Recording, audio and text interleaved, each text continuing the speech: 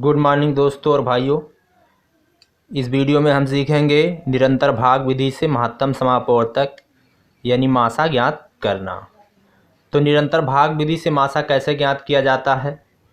तो सबसे पहले दोस्तों हमें ये समझना होगा कि किसी संख्या को जब हम भाग देते हैं तो भाजक क्या है, भाज्य क्या है, भागफल क्या है और शेषफल क्या है।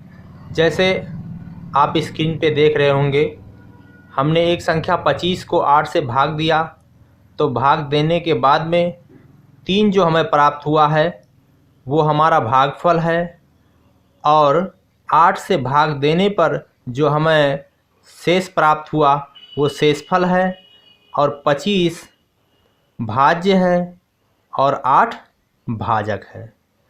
तो दोस्तों हम यहाँ मासा ज्ञात करेंगे निरंतर भाग विधि से। तो हम कैसे ज्ञात करेंगे, जैसे हमने यहाँ एक एग्जाम्पल दे रखा है 26 और 29। अब आपको ये ज्ञात करना कि 26 और 29 में सबसे छोटी कौन है और सबसे बड़ी कौन है। तो 26 छोटी है और 29 बड़ी है, तो हम 29 को हम 26 से भाग देंगे। चलिए दोस्तों हम 29 को 26 से भाग देंगे। तो भाग देंगे तो कितनी बार जाएगा, 26 इक्कम 26। अब कितना बचा, 3 बचा। उसके बाद में हम इस 3 से इसको यानी इस 26 को भाग देंगे। यही है दोस्तों निरंतर भाग विधि। देखिए हमने 26 से 29 को भाग दिया, उसके बाद जो बचा उससे जो अगला भाजक था उसको यानी 26 को हम भाग दे रहे हैं। अब कितनी बार जाएगा, 3 8 24। कितना बचा, 2। अब इस 2 से किसको भाग देंगे, जो अगला भाजक था यानी 3। 2 इक्कम 2, एक बार जाएगा। अब कितना बचा, 1 बचा। अब इस 1 से किसको भाग देंगे, 2 को, अगले भाजक को। अब कितनी बार जाएगा, 2 बार जाएगा। अब शेषफल कितना बचा, 0। जब शेषफल 0 बचे तो उस समय जो भाजक था, जब शेषफल 0 बचा तो भाजक कौन था, 1 था। तो यही भाजक जो होगा, जब शेषफल 0 आए तो जो भाजक होता है वही मासा कहलाता है। तो मासा बराबर 1। चलिए हम एक दूसरा उदाहरण लेते हैं, 16 और 24। इसमें बड़ी 24 है और 16 छोटी है। अब इस बड़ी वाली संख्या में छोटी वाली संख्या से भाग देंगे, तो 24 को हम 16 से भाग देंगे। दोस्तों याद रखना है कि जो बड़ी संख्या है उसको भाग देना है छोटी वाली संख्या से। 16 इक्कम 16, एक बार जाएगा।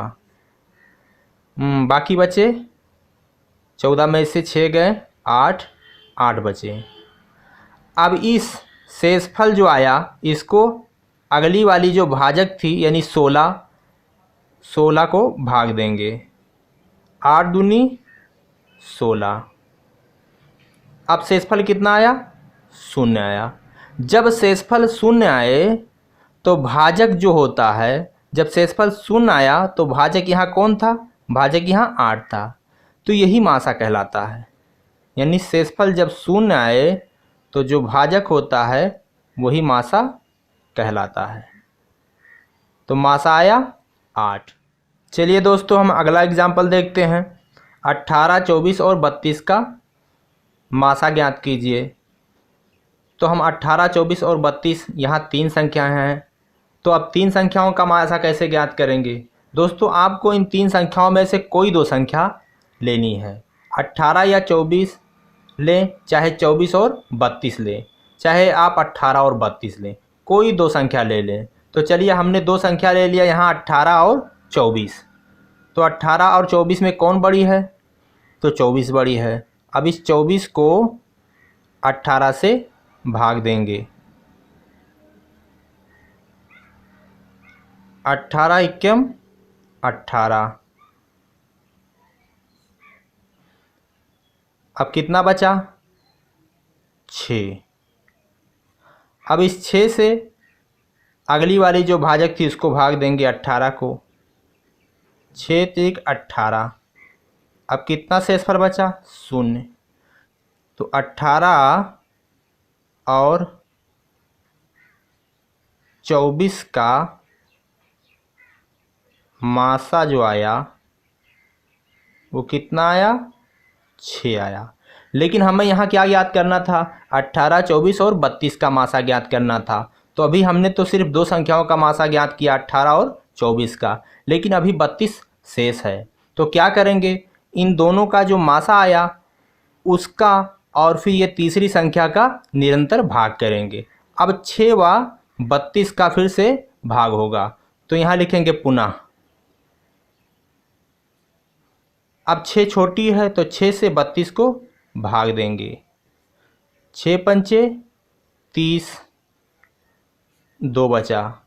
अब इस 2 से इस 6 को भाग देंगे। 2 तियाँ 6।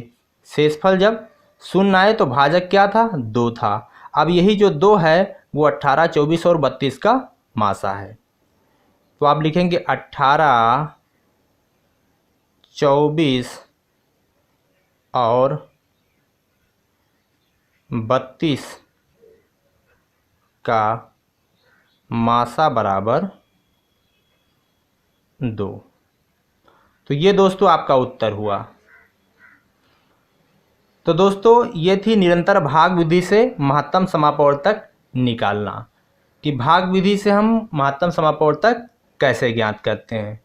लेकिन दोस्तों अगर आपके पास अगर 4 संख्याएं हों, जैसे एक संख्या ए, एक बी हो, एक सी हो और एक डी हो, तो आप कैसे मासा ज्ञात करेंगे?